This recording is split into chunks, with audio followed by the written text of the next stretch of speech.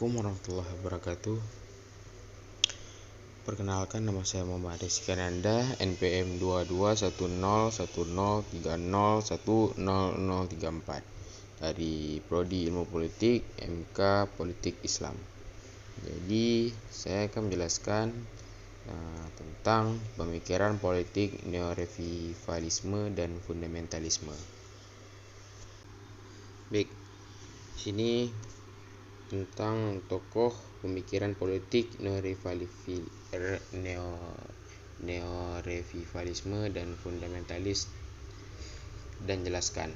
Jadi tokoh pemikiran politik yang terkait dengan neorevivalisme dan fundamentalisme adalah Said Qutb dan Gilles Kepel. Mari kita jelaskan lebih lanjut tentang kedua konsep ini dan peran tokoh tersebut dalam mengembangkannya. Said Qutb tentang neorevivalisme adalah seorang intelektual Islamis Mesir yang dikenal sebagai tokoh pemikiran utama di balik neorevivalisme Islam. Pemikiran sangat berpengaruh dalam gerakan-gerakan Islam yang menekankan pentingnya menghidupkan kembali ajaran dan prinsip Islam yang sejati dalam masyarakat Muslim. Said Qutb berpendapat bahwa masyarakat Muslim telah jauh menyimpang dari prinsip-prinsip Islam murni dan terjebak dalam kemunduran moral dan kelemahan politik. Ia menyuruhkan agar berbagai Muslim kembali ke akar-akar Islam yang otentik, mengadopsi sistem politik berdasarkan hukum syariah dan menggulingkan pemerintahan di Mesir dan Taliban di Afghanistan. Namun beberapa kritikus menyebutkan bahwa pendekatan Qutb yang radikal dan penafsiran literal terhadap Islam telah memberi ruang bagi pembenaran kekerasan dalam nama agama. Kemudian Gilles Kepel tentang fundamentalisme. Gilles Kepel adalah seorang ilmuwan politik Prancis yang mempelajari gerakan-gerakan Islam radikal dan fundamentalisme. Ia telah melakukan penelitian mendalam tentang perkembangan dan akar penyebab fundamentalisme Islam. Fundamentalisme Islam merujuk pada suatu sikap atau pandangan yang menekankan pada pemahaman agama yang literal dan konservatif, serta menolak interpretasi moderat atau kontekstual dari ajaran agama.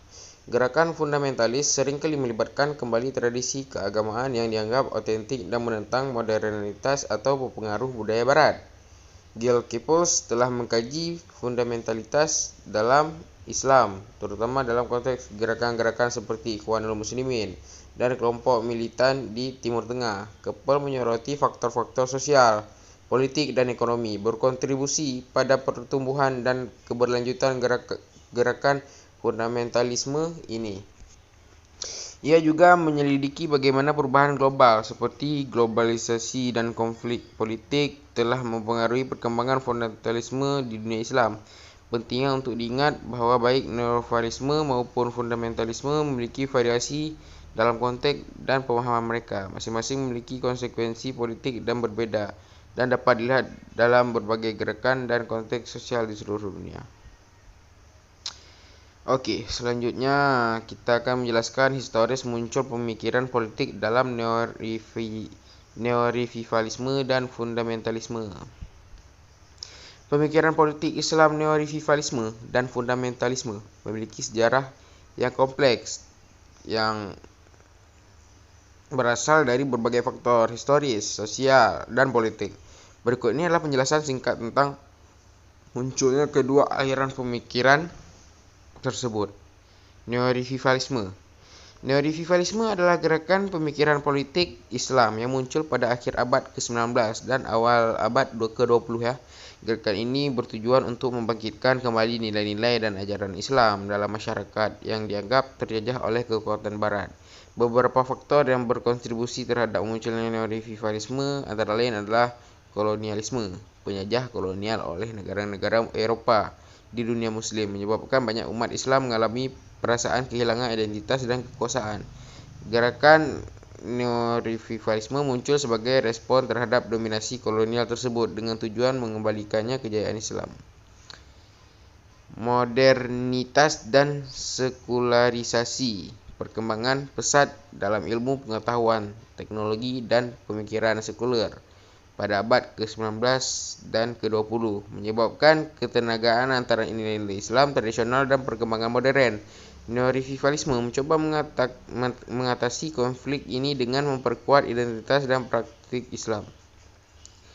Pergerakan kebangkitan Islam. Seiring dengan meningkatnya pergerakan kebangkitan Islam pada abad ke-19 dan ke-20, terutama di Timur Tengah, memiliki neo-revivalisme berkembang sebagai upaya untuk memperkuat posisi Islam dalam masyarakat. Kemudian fundamentalisme. Fundamentalisme adalah aliran pemikiran politik Islam yang muncul dalam pertengahan abad ke-20. Gerakan ini menekankan pada interpretasi harfiah dan konspiratif terhadap ajaran Islam, serta keinginan untuk mengembalikan nilai-nilai Islam ke dalam kehidupan politik. Beberapa faktor yang berperan dalam pemunculan fundamentalisme antara lain modernisasi dan sirkulasi, seperti halnya neo-revivalisme, dan modernisasi dan sirkulasi juga menjadi pemicu gerakan fundamentalisme. Mereka melihat modernitas dan sekularisme sebagai ancaman terhadap identitas dan keabsahan ajaran Islam. Krisis identitas.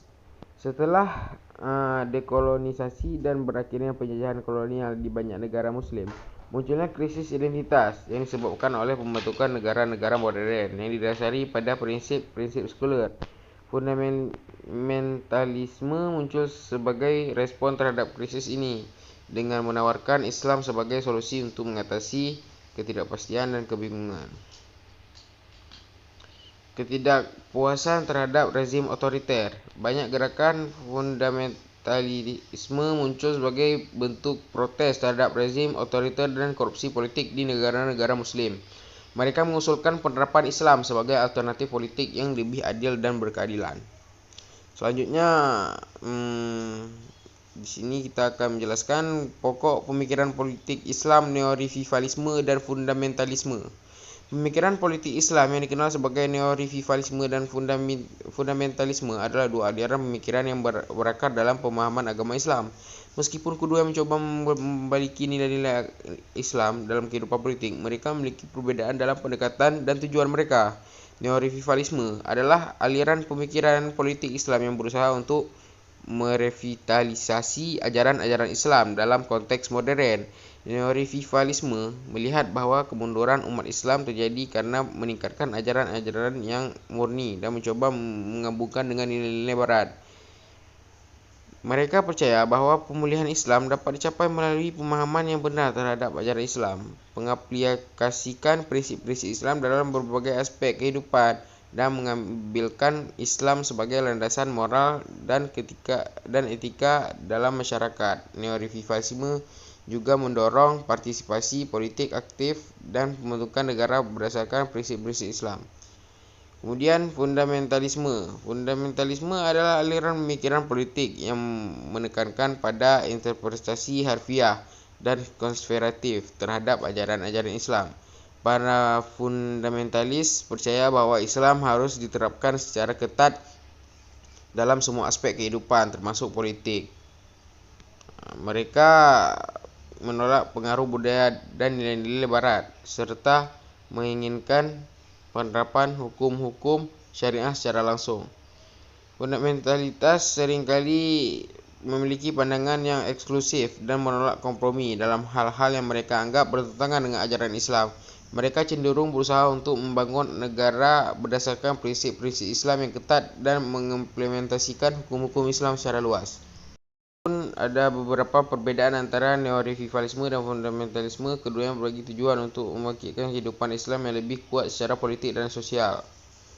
Namun, perbedaan pendekatan dan kecenderungan eksklusif fundamentalisme seringkali menjadi kontroversial dan dapat menimbulkan ketegangan dalam masyarakat yang lebih luas. Penting untuk diingat bahawa pemahaman dan penerapan politik Islam dapat bervariasi di antara individu dan kelompok-kelompok berbeda. Selanjutnya, menjelaskan penggerakan berdasarkan pemikiran politik Islam, neo-revivalisme dan fundamentalisme. Pergerakan berdasarkan pemikiran politik Islam, neorevivalisme dan fundamentalisme, ada dua aliran yang muncul dalam konteks politik Islam modern. Meskipun keduanya berakar pada pemahaman agama Islam, mereka memiliki perbedaan dalam cara mereka memahami dan menghadapi tantangan dunia modern. Neorevivalisme merupakan suatu pendekatan dalam pemikiran politik Islam yang mencoba untuk menghidupkan kembali prinsip-prinsip Islam dalam konteks modern. Penganut neorevivalisme percaya bahawa kejatuhan kekuasaan dan kemunduran umat Islam terjadi karena meninggalkan ajaran-ajaran Islam yang murni. Oleh karena itu, mereka berpendapat bahawa solusi untuk memperbaiki kondisi umat Islam adalah dengan kembali ke akar-akar Islam yang asli. Penganut neorevivalisme umumnya menegakkan pentingnya pemahaman yang tepat terhadap Al-Quran dan Sunnah Nabi Muhammad sebagai sumber hukum dan pedoman dalam kehidupan. Mereka ingin menerapkan prinsip-prinsip Islam dalam berbagai aspek kehidupan, termasuk politik, hukum, sosial, dan ekonomi. Namun mereka juga berusaha untuk menyelaraskan ajaran-ajaran Islam dengan nilai-nilai dan prinsip-prinsip modern seperti demokrasi dan hak asasi manusia. Selanjutnya, fundamentalisme. Fundamentalisme adalah suatu pendekatan politik Islam yang menekankan pada interpretasi harfiah dan kaku terhadap ajaran Islam. Penganut fundamentalisme cenderung memandang bahawa agama harus memainkan peran sentral dalam kehidupan masyarakat dan negara. Mereka menginginkan penerapan hukum Islam secara eksklusif dan segala aspek kehidupan, dan seringkali menolak nilai-nilai dan prinsip modern yang dianggap bertentangan dengan ajaran Islam. Penganut fundamentalisme umumnya berupaya untuk menciptakan negara Islam atau penerapan hukum syariah secara menyeluruh. Mereka berkeyakinan bahawa kemuliaan dan kekuasaan Islam hanya dapat dicapai dengan mengembalikan negara kepada prinsip-prinsip Islam yang murni dan menghentikan pengaruh dan campur tangan negara-negara barat. Meskipun neorevivalisme dan fundamentalisme memiliki kesamaan dalam tujuan mereka untuk memperkuat peran Islam dalam kehidupan masyarakat, mereka memiliki keperbedaan dalam pendekatan dan fleksibilitas interpretasi terhadap ajaran-ajaran Islam. Neorevivalisme cenderung lebih inklusif dan terbuka terhadap ide-ide modern, sementara fundamentalisme cenderung lebih kaku dan eksklusif dalam interpretasi mereka. Dan yang terakhir, kita akan menjelaskan praktik dan ciri-ciri dari pemikiran politik Islam, neorevivalisme dan fundamentalisme. Pemikiran politik Islam mencakup beragam aliran dan pendekatan, termasuk neorevivalisme dan fundamentalisme. Berikut adalah penjelasan tentang praktik dan ciri-ciri kedua aliran tersebut. Neorevivalisme dalam pemikiran politik Islam merujuk pada gerakan yang mengadvokasi interpretasi terhadap ajaran Islam. Beberapa ciri khas neorevivalisme ialah yang pertama, reinterpretasi. Neorevivalisme mencoba untuk memahami ajaran Islam secara lebih kontemporer dengan mempertimbangkan perubahan sosial, politik, dan ekonomi yang terjadi sejak masa kejayaan Islam. Mereka menafsirkan bahawa kembali prinsip-prinsip Islam untuk menghadapi tantangan modern. Selanjutnya ada pluralisme. Neorevivalisme menerima keberagaman pemikiran dan keyakinan dalam Islam. Mereka percaya bahawa Islam dapat menawarkan berbagai perspektif dan solusi dalam konteks masyarakat yang beragam. Keterlibatan politik. Kemudian ada keterlibatan politik.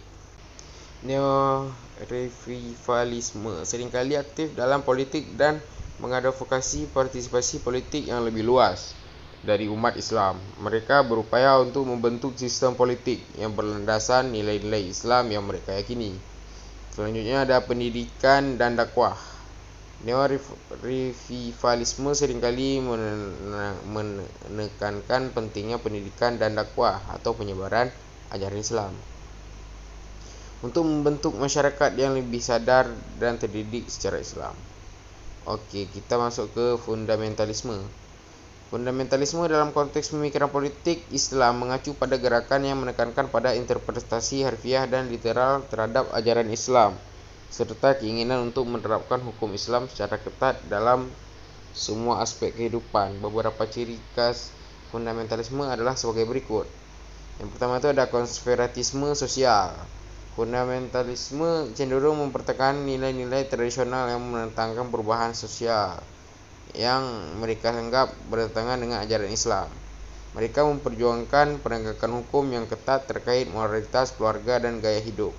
Penerapan hukum syariah, keluarga, dan gaya hidup. Selanjutnya ada penerapan hukum syariah.